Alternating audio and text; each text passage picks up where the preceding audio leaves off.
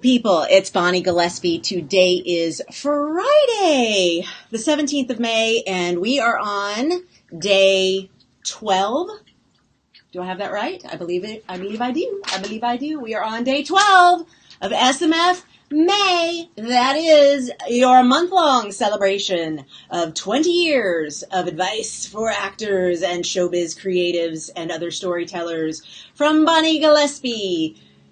Celebrating Self-Management for Actors, SMFA, SMF May. We're doing 20 free trainings to celebrate the 20 years. Thank you so much for joining me. We have folks over here at the Instagram Live. We've got comments open and streaming here through Periscope, YouTube, and Facebook. The comments will remain open at the Facebook version of the replay. So if you are watching this and want to comment and get your questions answered after the fact, come on over to the Facebook page and be sure to plop them in there. Today's topic, your bio. And I actually printed up a little goodie that when I hold it up, it completely changes the color balance, at least on my monitor. That's fun. This thing that I'm holding up here is a free SMFA hot sheet, which my team will handily place in the comments over here at the Facebook version of things, because the SMFA hot sheets are your free PDF downloads that go with your favorite business book for showbiz. Your Self-Management for Actors SMFA hot sheets live in a free space for you over at the dojo for you to consume. These are places in the book where, as I had written in previous editions, I kept having to update these sections because it's a moving target when you're talking about tech, or trends in casting actually do shift over time. And I found that the way to keep Self-Management for Actors as evergreen as possible was to take the things that are most likely to be affected by trends and turn them into SMFA hot sheets. So you can come on over to my website and download these free PDFs, even if you've never bought the book, but oh my God, buy the book. And you will have these checklists and resource guides and more recently updated trend-related things. And they're all available to you, as well as, of course, we do our free quarterly calls. I do fun Facebook Lives like this that also stream to the other places. But this checklist is available to you for the cost of $0. You don't even have to give me your email address, but consider giving me your email address, because I write these awesome emails where I give you all sorts of resources and ideas and mindset shifts that could be beneficial to you along your creative journey. Today we're going to be talking about bios, and this checklist is your pre-flight checklist for bio writing. This is the thing that you go through and check off to make sure that you are not committing any of these bio sins, and to make sure that you've done all of the proper proofing and that your bio is in fact on brand. And so, real talk, we have a product in the store, the Self-Management for Actors store, the Bonnie Gillespie store, the store, the online marketplace, that is called Bios and Cover Letters That Don't Suck. This is probably the top selling downloadable offering we have on our website. Like, I'm pretty sure it outpaces all other downloads combined. My team can correct me if I'm off on that, but I'm almost positive that every few days somebody coming by and buying bios and cover letters that don't suck. And here's what I know. Bios and cover letters are hard to write. I get that. We're going to help you with that today. And if you need more help, go buy bios and cover letters that don't suck. But we're going to do bios today. We're going to do cover letters tomorrow. And I don't want you to stress out about how hard this is to do, because if done right, your bio is going to serve you for years. Once you have the framework set, once you've got the general structure covered, and once you are telling your brand story in your bio, the updates are mostly cosmetic. and fairly easy to do. You know, you can get to a point where you've changed so much, one line here, one credit there, added a little thing here or there, that it can start to look like a Frankenstein bio if you're not careful. So I do recommend that you don't let it go too long without doing a full refresh. Let's be sure that if I were writing this bio today, this is exactly the way I would say it.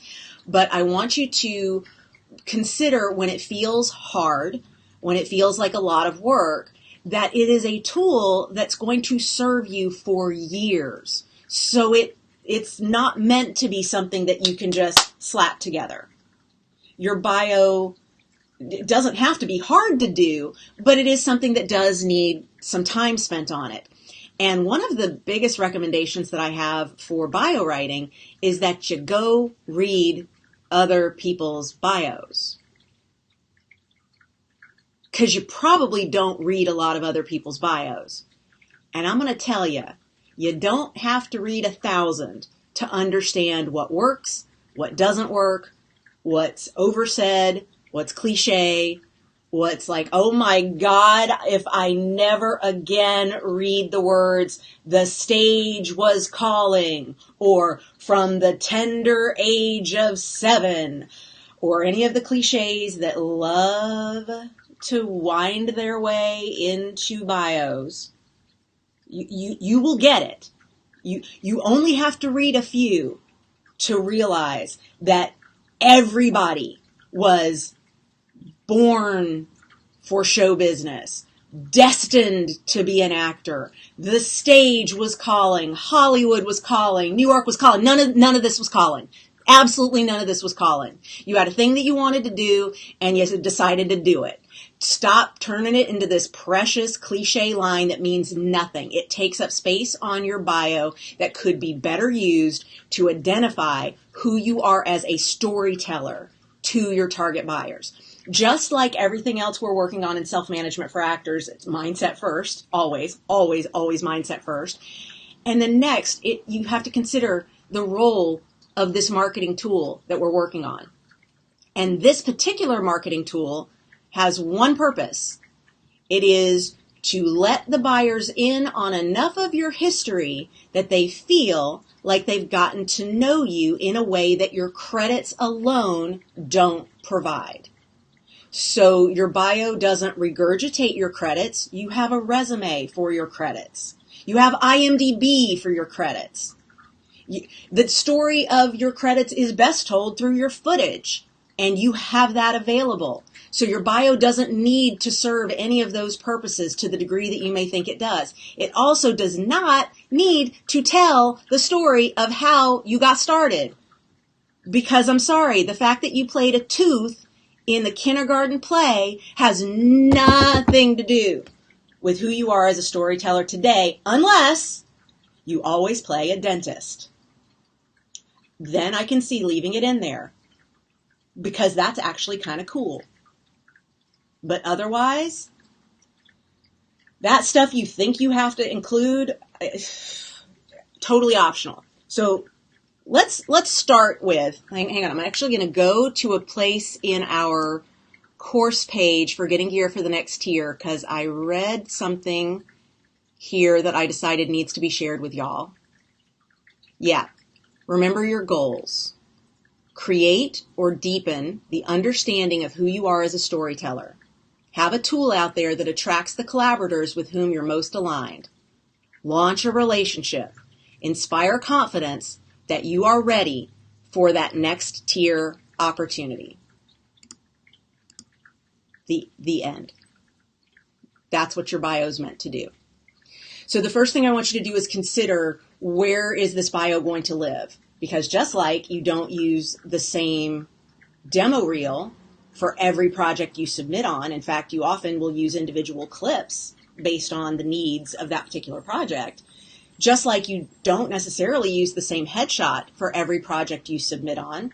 You have probably a clean, commercial, comedic look and possibly a grittier, more indie, dramatic look. Maybe, depends on your brand. You could just have one headshot that fits for everything. That's fine. But just like you can have a slightly different resume, oh my God, if you're in New York and you go out for theater and on-camera work, you have two different resumes because your theater resume puts your theater up top and your on-camera resume puts your on-camera up top.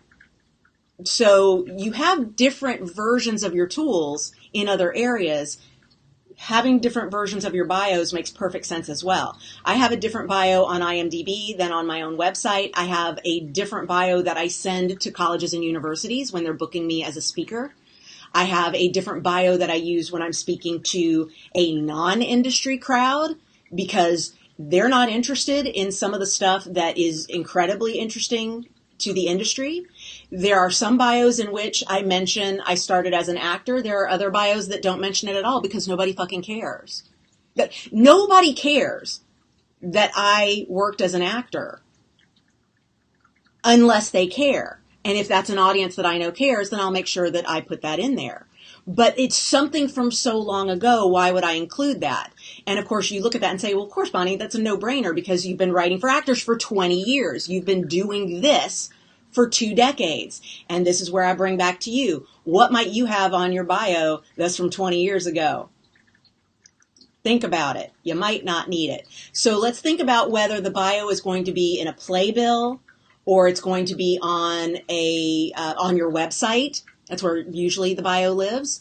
Or it's going to be a page in your Agent Wow kit. If you don't know what the Agent Wow kit is, please go to BonnieGillespie.com/Agent Wow kit. I think there's a hyphen between each of those. My team can put a link in the comments here over at Facebook for you to follow for the Agent Wow kit. But I talk about this tool there, and a bio goes in that for sure. If you have an Indiegogo or Kickstarter campaign, you're fundraising for a project that you're producing, you have a bio that goes there, and a producer bio for you might be different than your actor bio. Should be. It's accenting different things. You should have slightly different bios based on the audience. And that's always something to keep in mind as you're going through this process. There's going to be certain stuff that gets included no matter what. So here's something for me. I grew up in Atlanta. I lived and worked in Atlanta for a while. That's where I got started. I lived in LA my adult life. Most of my 20s I was in Athens, but not Atlanta, but still Georgia. So does born and raised in Atlanta have any relevance in my bio? It depends. Like the fact that I'm from Atlanta is nothing I hide. But it's also nothing I really lead with because there's not a lot about the geography of my birthplace that informs who I am today for the people who are reading my bio. So as a storyteller, if you are someone whose place of upbringing has a great deal to do with how you tell stories, include it. And here's a really fun way to play with this. Let's say that your brand is really wholesome and like middle of the country, Midwest, and maybe you aren't from the Midwest. Let's say you're from New York. If you put in your bio, born and raised in New York, but you have a Midwest brand, you've just confused your buyers from the first line of your bio. Because you being born and raised in New York has nothing to do with how we cast you, unless it does. And of course, if you're like, well, no, I lived upstate, New York State, not Manhattan. Doesn't matter. You use the words New York, everybody's brain, I can't speak for everybody, but most people's brains are going to go to Manhattan. And then we're kind of going, I peg you as more Midwest. So maybe if you feel like you need to talk about your past in that kind of way, it's something about being raised with Midwest values, because that puts you in that space of how you were raised without actually explaining the geography. And then you're going to have people who think you said you were born and raised in the Midwest, and you never actually said that because you're not lying. You were raised with Midwest values, and then that informs the buyers about who you are brand-wise. This will tie into pitching, which we're going to do coming up here in a few days. I'm looking at my schedule for SMF May and all the things that are still left on the calendar for what we're covering. So we'll weave in some of this with that. But some of this that I would love for you to play with is really thinking about that true north. And again, that's day 1 of SMF May. So go back and watch day 1 of this free training from the playlist, either at YouTube or Facebook, and really think about where you are trying to take the buyers in their understanding of how to cast you next, because you're sitting here, and then you got to get cast all these kinds of ways to get up here to that true north. Your bio needn't explain something that is going to take us off this path. It only needs to do things that are in service of helping us understand how to cast you, while still being true to your history as much as you would like. If your brand is rather mysterious, if you get typing words that really include a lot of things about how you have a secret, or I can't figure out like what angle you're playing, or you're a bit of a vixen, or maybe a little bit of a cad, and there's something about you that's just not, I can't figure you out, anything enigmatic, I just really can't say that word. If there's anything that feels mysterious about you in your branding, you want to hold back some of your life history. Because just like when we did social media day and talked about how you brand erode if you take pictures of your breakfast, if your brand is mysterious. Like I don't need to see everywhere you go and everything you do and every puppy you pet if you are mysterious. Like that won't work. But if you are able to share with me just enough to whet my appetite and keep me going, there's something, I still can't put my finger on what it is about you. You are still so mysterious to me. I read your bio, but I actually don't feel like you let me in. And I'm intrigued. If intriguing is a part of your brand, you did it right. So this is a really important writing workshop that we're doing here. And I know not everybody feels like they're a writer. So certainly hiring someone to write your bio or getting a guide like Bios and Cover Letters That Don't Suck is a great idea if that serves you. But I would personally recommend that you consider getting good at writing, because it is a tool that will serve you through every marketing tool that you have to tweak for the rest of your career. And even if you hire someone else to write your bio for you or write a cover letter for you, at some point, it's going to need to be refreshed or updated. And then if you do it, oh my God. One time one of my clients had paid someone else to write a cover letter and a bio, I think both. And then over time, my client had tweaked these things herself. And then she brought them to me in a coaching session just to make sure everything looked good. Because she knows I got, a couple of degrees in journalism, so I could probably do some proofing of a bio and a cover letter. And the changes she made undid all the beauty of the structure of the bio and the cover letter. And she actually damaged the stuff beyond repair. And so I was like, you actually need to just rehire the person who wrote these or someone different to write a new one.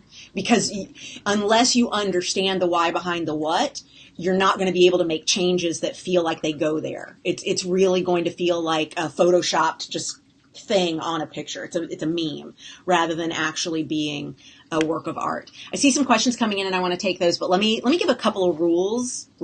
Y'all know how I feel about rules. Check the data, track the patterns. For every rule, there's someone who's not having to follow it. A lot is going to depend on your brand, but remember that your bio really needs to be about your brand and people understanding who you are and where you're headed, which means you don't always have to tell a ton about where you come from or what you last did, especially if it doesn't inform where you're headed. Most importantly, it needs to feel like you. Your bio needs to feel like you. And if you are formal, that could mean that your bio is written by someone else and is formal and is third person. So the feeling like you doesn't mean it needs to feel like you wrote it. It needs to feel on brand for you. Got that? Nadine wants to know, is referencing education important?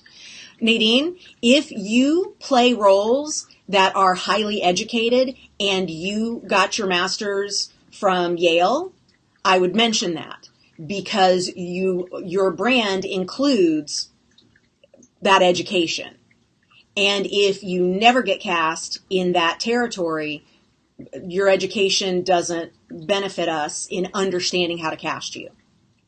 So that's how I would play that. Because no one is looking at someone's bio to say, does she have a prerequisite degree from whatever institution? Because then I can consider her. Like, your bio is meant to just teach us more about your brand, not rattle off. Like, no one is comparing 10 actors' bios and going, well, these 8 included what degrees they have and from where, and these 2 don't, so these 2 failed. There's not a requirement of what makes it into a bio. That's why I want you out there reading lots and lots and lots and lots and lots of actors' bios, and read them for actors at all tiers, not just celebrities, because celebrities' bios have a completely different function because of where they are on their true north trajectory versus where you are on yours. So this is part of why we learn how to do the work in self-management for actors, because then at every step along the journey, we can renegotiate the materials from the new tier, from the new goals, from the new type, if you have a type shift within your brand. So first and foremost, it needs to feel like it's on brand. You need to really take a look at where you and the buyers intersect. So who's going to be consuming this bio? If it's on your website, it needs to be really good for everybody who's going to visit your website. And I know that's a tall order because you got a whole bunch of different kind of people visiting your website. If it's on IMDb, and specifically at IMDb Pro, that is a very specific subset of your whole audience, because people who like to watch actors work don't have IMDb Pro accounts. The average Joe, if I stop somebody on the street and go, hey, what's IMDb? Isn't going to know. Well, I mean, here in LA, everybody's going to know what that is. But in a lot of places, it's a reference site, a fan site, a place to look up whatever movie you just saw to see who the people are in it. They don't actually know about the pro side of it and how we use it in the industry. So usually your bio is being seen mostly on the pro side by buyers. And so there's a very different level of relationship going on there. So that's something to keep in mind. If it's in a playbill, there's a very different person butts in seat at that audience. So really be thinking about that. Almost everybody's bio is too long, even mine. And I get to rewrite my bio as a part of our brand expansion going on right now. And I'm very frustrated because I don't want to rewrite my bio. I like my bio just fine. And it's not going to work for where I'm headed. So I know I got to start by rearranging furniture in the current version of the bio to start warming me up toward where I'm headed. And I am a very skilled writer. I have millions of words out on the internet, free and searchable. Just ask Google. I'm prolific as fuck. I write all the time, every day, nonstop. And I don't want to rewrite my bio because bios are a pain in the butt, but I got to do it. So do you.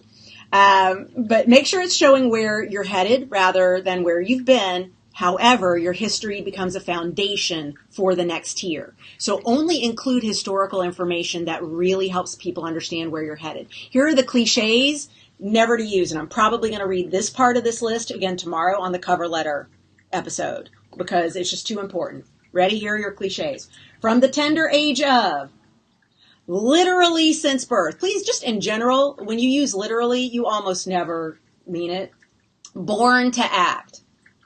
The stage was calling. I said these up front. They're really horrible. Received glowing reviews.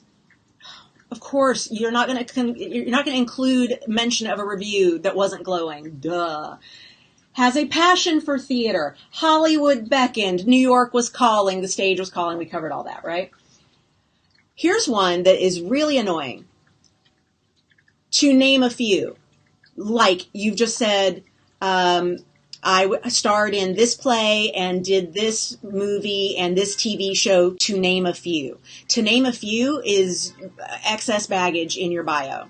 You're just eating up words and space and you don't need it. You don't need to say, to name a few. We know that this is a sampling. It's a bio. It's not a list of all the things you've ever done. Hey, Kim, good to see you, sweetheart. We're just talking about you. Had lunch with Deb and just spent a lot of time fawning over all our shared favorite people. So I'm so glad you're here, sweetheart.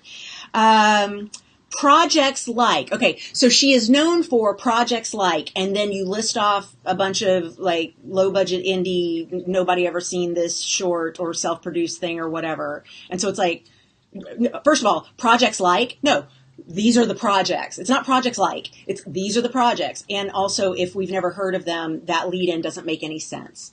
And then phrases, this is more for cover letter, like I'm hoping I'm going to get representation that will help take my career to new heights, or even saying in the letter I'm seeking representation since that's what a cover letter does. But we'll get more on cover letter tomorrow.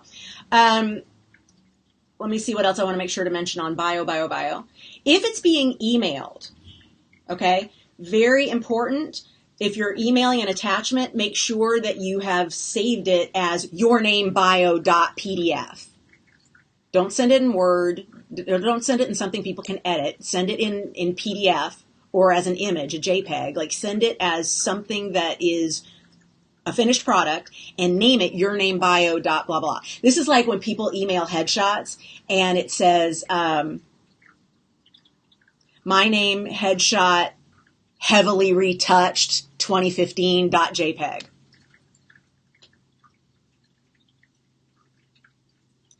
Don't email a file name heavily retouched.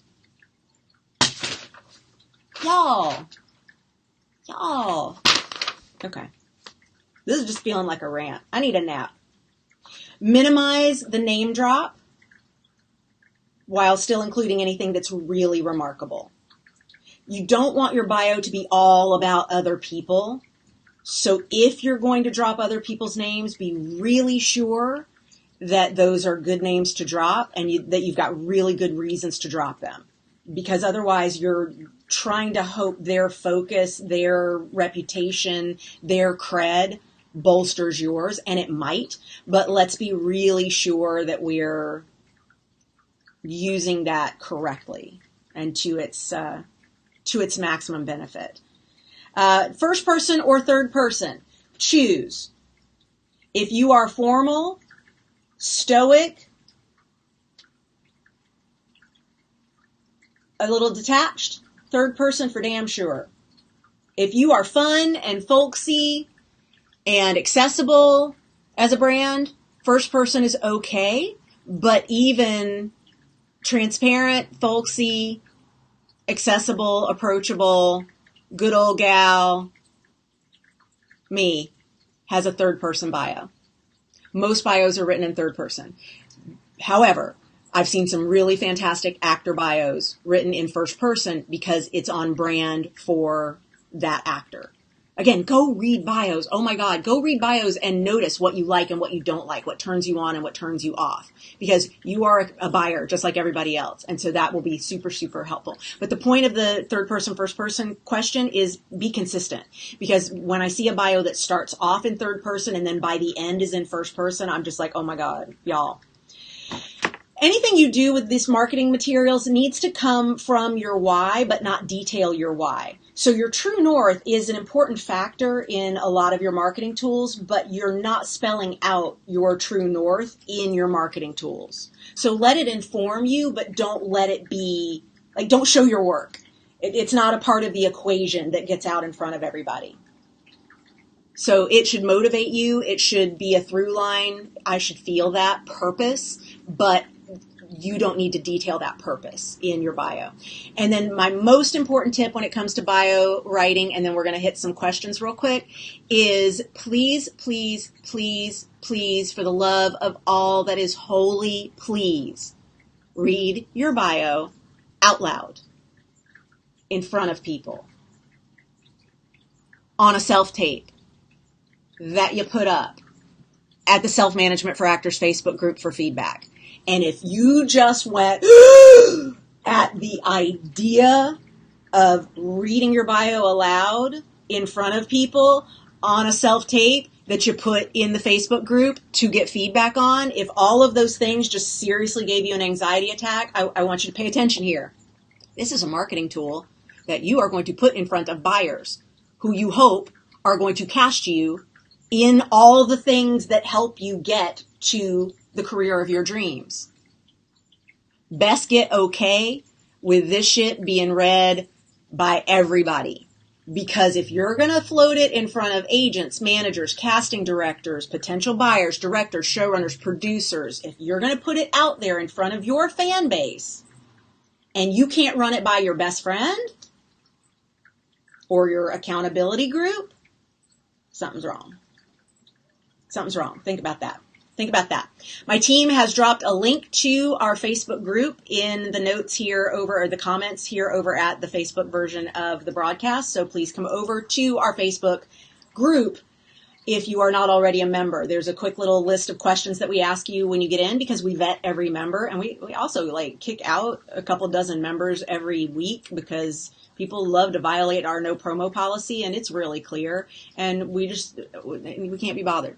Let's see. Tracy wants to know if you're making the shift. This is from Facebook. If you're making the shift from theater to camera and super low in credits. Okay, by the way, talk about first person, third person, changing voice. If you are making the shift, that's second person, from theater to camera, and I am super low in credits, that's first person. How to tweak so I'll be hired for more camera, not theater. The only reason I'm using that as a teaching moment, Tracy, is because that is how easy it is to switch voice mid-sentence. And I know you're like, I'm just typing a quick Facebook question. I'm not, writing my bio. I would check for that, but I'm using that as a teaching moment because it is just really easy to have that happen, which is because our brains work like that. What I would do is have a version of your bio, Tracy, that comes from the most powerful position of your existing credits while leaning into where you're headed.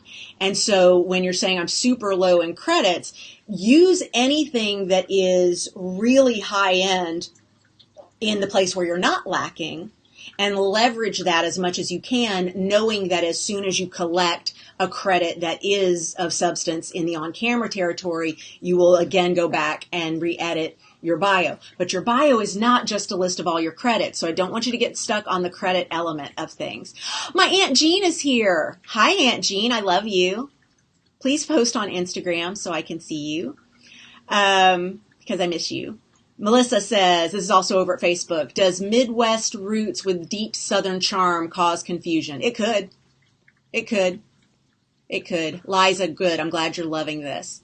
Oh, awesome. Thanks, Terry. You are always so sweet to mention my vibe. I've had no sleep, so the fact that I'm having a good vibe today, yay, because I need a nap. By the way, it's going to a page not found, says Stephanie, on your Agent Wow kit. Okay, interesting. Okay, team, could you please check the link for the Agent Wow kit? Because according to Stephanie, it went to a file not found, and I want to make sure that it gets there. Sarah is using nursing in her bio. Fabulous. Terry's got a question about mailing cover letter or headshot resume to target agents. We're going to be covering cover letters tomorrow, but I'll quickly do this one. Do I staple 8x10 resume to the back of my headshot and then put the cover letter behind it? Or how do I position the mailing inside the packet? 3 items in the packet. Honestly, it doesn't matter because your envelope is going to be opened by someone who then puts it together in the order that they know the agent likes to see it, if it's going to then be put on an agent's desk. Melissa says, shout out to Quincy Cho for helping me with my bio. Oh my God, she's good. She is. We definitely recommend Quincy Cho. She actually has a page on the SMFAU website. If you go over to the same area where the hot sheets are, and my team can put a link in the Facebook notes as well. I keep calling them the notes, Facebook comments as well, to the SMFAU landing page. We have a marketplace of some people whose work we recommend for this kind of stuff. And Quincy is phenomenal at bio and cover letter writing. She does a really good job of synthesizing your brand and doing some really solid copywriting. Augustina, I watched 5 of the replay videos, and now I'm finally catching up with the live. Good. That makes me super, super happy. Fabulous. Christopher says, I'm days behind. I am not listening. Just saying you're awesome. Christopher, you can watch these out of order. That's okay. It's so okay. Oh, thank you. I'm glad you guys are enjoying my sweater. I got it yesterday. It's new. Thank you. Cool. All right, great. Let's see if it is any last questions. Check out the props. Link should be working now, says Aaron. Okay, so there's been an edit. Please go back for those of you who tried that link and got a file not found. Oh my God, it's absolutely my pleasure, Becky. I love getting to be here and share this time with you. Those of you who are watching on Instagram live or during the replay for the 24 hours that it's going to be up here, please come on over to the Facebook version where the comments remain open. The link is in my bio, actually everywhere. The link is in my bio to get caught up with all things SMF May. Right there, link is on the page, BonnieGillespie.com/20 will get you all the information about how we're celebrating these 20 years with these 20 days of free training from me. And I am loving having this time with y'all. We are going to go live again tomorrow with your cover letter. And then on Sunday, I'm so excited about Sunday. I'm not even going to tell you what we're covering. I mentioned it before, so if you've been watching attentively, you do know what we're doing. But I'll save it because I'm very excited. It's going to be great. They're all great. Watch them all. My God. And those of you who have applied for the scholarship for Getting Gear for the Next Year, which is our 100-day program, we're doing our live round this summer. Those of you who applied for scholarship, I think this weekend I will be digging in and watching your submission videos. So thank you so much for shooting your 90-second or less. I think we said 90-second. Or less video. All the instructions are there. And if you're like, wait, scholarship, there's a scholarship. Yes, you can get a scholarship to our 100-day program. Life-changing, Getting Gear for the Next Year, live round starting up this summer. Enrollment closes on May 31st. We're welcoming new people in every day. Would love to have you go ahead and join us now. Submit yourself for the scholarship contest. And of course, we will be letting you know before the end of the month who our winners are. And if you've won and you're already enrolled, no problem. We'll either kick you back a refund or you can, instead of getting that, have a free coaching session with me. Woohoo! Melissa just applied today. Fabulous. Daniel, my pleasure. Absolutely. Diana, I am so happy to be here. Wonderful. Becky, how can I apply? How can I apply? Go to this link right here, BonnieGillespie.com/20. There is a link there for how to apply to the scholarship for Getting Gear for the Next Year Live, which is our summer of SMFA. It's so much fun. Thank you, beautiful people, for joining me once again. This is always a sublime pleasure. Make sure you go get your SMFA hot sheet. This is free, which is your pre-flight checklist for every bio and cover letter, because these are sins that are avoidable. Start reading bios. Go consume them. See what you like and what you don't like. And then get writing and write and edit and write and edit and write and edit. And it is a process. It is supposed to take time because the words need to have meaning and weight, and they need to feel like your brand. So when it's done well, you read it and you're like, everybody's going to get me, and they know just enough about where I come from to really get it. The Atlanta factor that I was mentioning before, there are times I'll use it in an out loud bio rather than in a written bio, because then people go, oh my God, Atlanta. Of course she's from Atlanta. Yes, I so see the Atlanta. But does it need to be in my bio, where I come from, where I was born? No, not necessarily. So really play with where things may have more power in your story. Something you could leave out of your bio and maybe put in your cover letter. Something that you put in your about me on social rather than putting in your bio. Not everything has to fit in all the places. That's why we have a whole bunch of different marketing tools, each doing all sorts of different things. Absolutely my pleasure, Tracy. Everybody, thank you so much for showing up. I appreciate it. I hope you're off to a fabulous weekend. I will see you again tomorrow for more free training. Until next time, stay ninja.